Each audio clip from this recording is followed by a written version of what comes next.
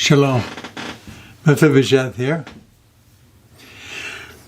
Last Friday's video, I shared two phrases and one word. Those phrases, my observation is they've been bantered around, and there needs to be a clear, concise understanding of those phrases. And that one word I used was the Hebrew word Talmid. That Hebrew word Talmid means disciple. Talmidim, plural, disciples. Unfortunately, the English word disciple, as far as my observation, it's lost its meaning. And so, when this series is over, I'm going to be sharing with you after that. I'm going to be sharing my observations of the meaning of followers of the way and the meaning of being born again. And then I'm going to share the meaning of Talmid, what disciples should be. And then I'm going to share one other thought, and that is the word Trinity. It has caused so much confusion, and people have tried to describe it with inanimate objects, and God is not inanimate. So, when this series is over, that's what I'm going to do, but now the rest of the story. In the rest of the story, I need to tell you a little bit about Bo yet. You see, I'm a dog lover, and for dog lovers need to understand, you might be thinking to yourself, this poor dog. I mean, he was born in a kennel and then sold to this couple, and I'm not sure how long they had him. He went through training, and they had him for quite a while, my understanding is. And then they had to give him up, so he went back to the kennel, and then I purchased him and went through a little bit of training, and it came to my house, and he turned out that he was over-aggressive, too aggressive. And we had to take him back to the kennel again. So I need to tell you the story. How I believe God's hand was in all of this. I didn't understand that until quite some time after. When we took Bo back to Frisch's kennels and Andy took him back, he told us the story later on of this couple returning to him and asking if Bo was still there. We had returned Bo, and so he was then. They were now able to have a dog. Now, I don't know if it was because they moved back to the country or wherever they were living, they were allowed to have a dog. Either way, they wanted Bo back. And so they took Bo home. Andy told us later on that they brought Bo back for training. And they said to Andy, we have a problem. We have an issue. Bo is not the protective dog that you trained him to be. I mean, now it seems that any person walking into our house, any person, stranger or not, that all Bo would do would be get up, run over to that person, and wag his rear end back and forth. He was so happy to see people. Andy, he needs training. Much different than the Bo that we had. I believe that God's hand was in all of that. Let me read a scripture to you. It's out of the book of Job, and it's the 12th chapter, the 8th through the 10th verse. Speak to the earth, and it will teach you, and the fish of the sea will explain to you. Who among all these does not know the hand of the Lord has done this, in whose hand is the life of every living thing and the breath of all mankind. The life of every living thing is in God's hand. I believe that God is able to communicate with animals. Otherwise, the story of Noah and the ark would be confusing to me. That there were unclean animals and clean animals, 2 of each, came to the ark, and Noah was to take them in. How did they get those animals? Or how did the animals know to come to Noah and his ark where he was building it? I believe that it must be that God is able to communicate. That's the only explanation that I know. I believe that he communicates and they respond.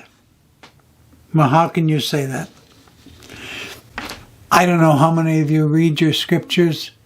I remember the story of Elijah when he was fleeing from King Ahab and he was hiding out. And the Lord commanded ravens to bring food to Elijah every single day. And they did. And when it was time to stop, they stopped. I believe that God is able to speak to these creatures and they obey his command.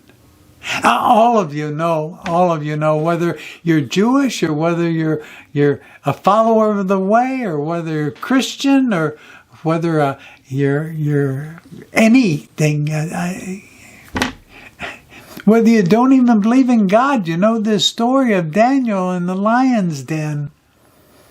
And the thing of it is that he went in. And everybody with the expectations that these lions will kill this Daniel.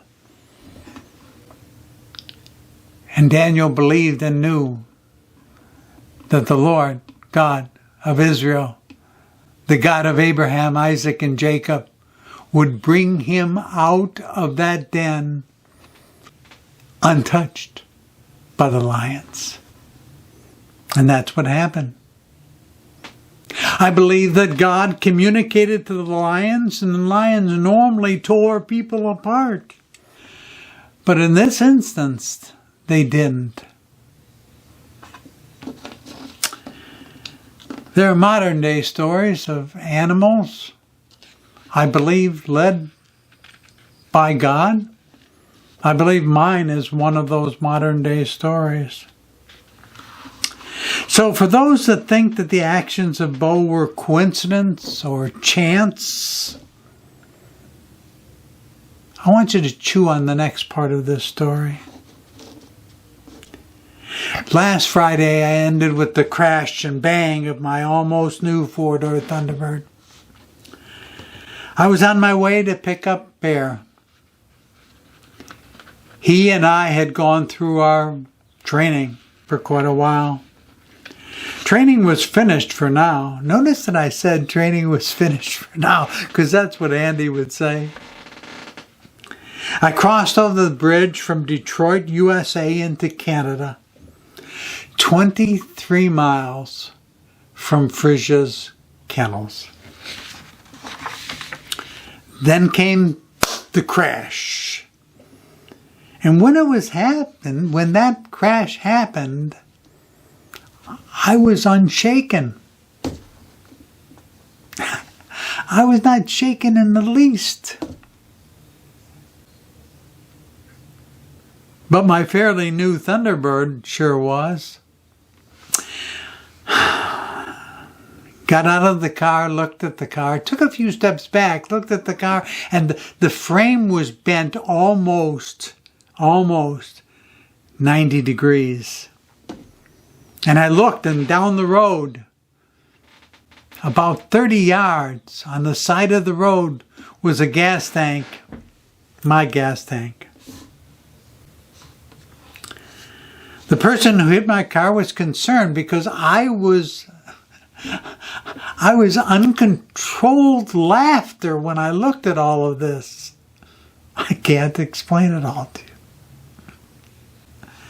He thought that maybe I was in shock, something was wrong. He was concerned. His car was just slightly damaged, mine totaled. He had fallen asleep at the wheel. And he was concerned that there was something wrong because of my uncontrolled laughter. It wasn't the time for me to tell him I was laughing. I don't hate a lot of things. In fact, I don't even like the word hate. But the truth of the matter is, I hated that four-door Thunderbird. One day I'll tell you the story. The authorities showed up really soon, right after the crash. Somebody must have called, and they came. We got into the police car, and they were writing their report, and they asked the gentleman where he was coming from because they saw by his license that he was from Detroit, Michigan, and he was heading back towards the bridge. I'm coming from Arner Town Line Road. I just dropped my dog off at a kennel there, Frisch's Kennels. That's where I'm coming from. And when the officer was done writing his side of the report, he then looked at my license and he said, I see that you are from the U.S. Where are you going? Or where were you going?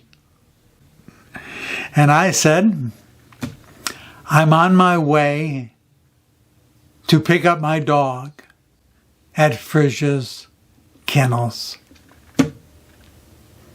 23 miles away and not on that main highway, on a rural country road.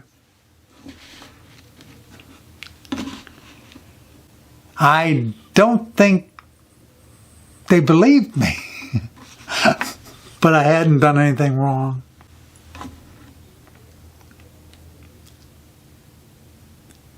Interesting, found out later that there were two people on Andy's hit list. There were more than two, but there were two that he told me about. One of those persons on Andy's hit list was this 33-year-old Jewish businessman, owner of a restaurant in Oak Park, Michigan. He was one of them that Andy was praying for. The other that Andy was praying for was the gentleman who hit me. He was what is referred to as a backslidden Pentecostal preacher. He was a preacher that had walked away from God or tried to walk away from God. Much later, Andy told me that this preacher had recommitted his life to the Lord because of the accident and the chain of events that happened.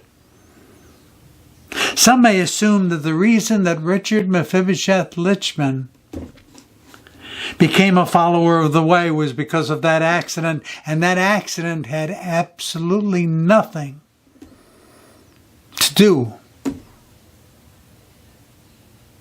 with my wanting to, because of the accident, become a follower of the way. Next Friday, you'll understand the who, what, where, when, and why of that story.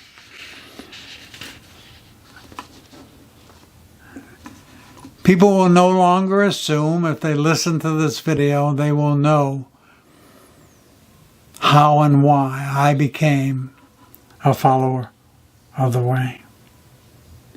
You'll begin to understand why I so passionately desire that relationship with God. Why I became a follower of the Jewish Messiah who introduced me to the God of Abraham, the God of Isaac, the God of Jacob, and the God of Mephibosheth. So, along the way, until next Friday, I'm asking 3 things of you. Number 1, would you hit the subscribe button? A lot of people are afraid that if they subscribe to YouTube, they're going to try to sell them something, or you'll get on a list that you don't want to be on, and that's not the reason. It affects our algorithms. And one day I'll explain all of that to you. It does make a difference. If you are a subscriber, and the more subscribers we have, then YouTube looks at us differently, and they then tell people about us. Share more about us. That's one of the reasons I would like for you to hit the subscribe button and then the bell when the subscribe button comes up. Number 2, I'd like you to hit the thumbs up or the thumbs down, however you see it. Either you like it or you don't like it. And number 3, talk to me. If you don't want to share on YouTube, I can understand that. You don't want everybody else to hear what you're talking about or what you're asking or what you're perceiving. Then go on our internet, and that would be the Messianic Observer, all one line, the Messianic Observer at yahoo.com. And so today, this is what I would like to end with.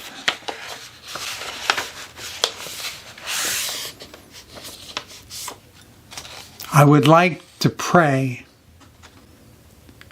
out of the first covenant, the priestly blessing,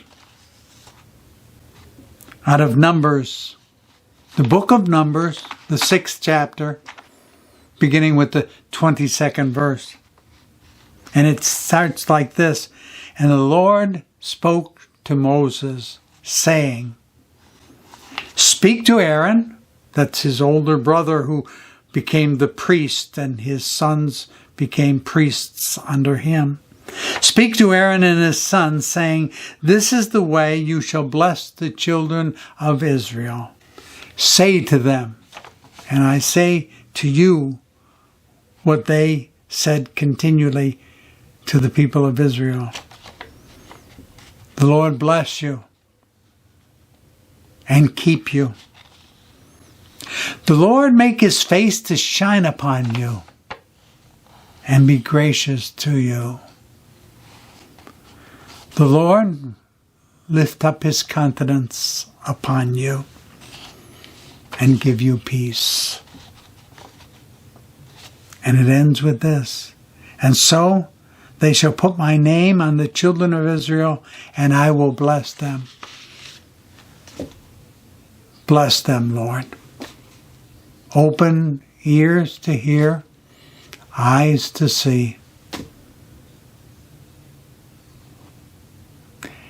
In Yeshua, the Mashiach, name. And so, Mephibosheth out for today. Tune in next Friday to the conclusion of this series and find out how Richard Mephibosheth Lichtman became a follower of the way. Shalom.